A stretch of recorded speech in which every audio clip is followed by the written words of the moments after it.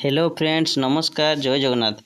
Odisha state scholarship portal तरफ आपण गोटे बड़ स्कीम आसला जहाँकि निर्माण श्रमिक स्कॉलरशिप प्रत्येक वर्ष आवेदन करा जाए। तो निर्माण श्रमिक स्कॉलरशिप माने जोटा लेबर कार्ड स्कॉलरशिप पाई था तो समस्त ये आवेदन करेंगे। +2 हो +3 हो डिप्लोमा ITI समस्त ये आवेदन करेंगे।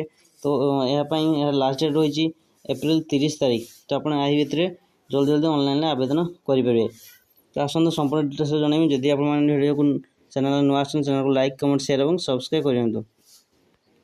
आसतु आरंभ करवा। यार पूर्व मुझे कहूँ कि 10th क्लास +2 जो मैंने आगुरी स्टेट स्कॉलरशिप पकड़े से पेमेंट आसी जाकि ऑफिशियल वेबसाइट की जाकि स्टेट स्कॉलरशिप पोर्टल को जाकि स्टाटस चेक कर देखिपारे पेमेंट आसी ना। तो आसतु आरंभ करिए। देखो निर्माण श्रमिक स्कॉलरशिप जहाँकि लेबर कार्ड स्कॉलरशिप बोली कहूँ।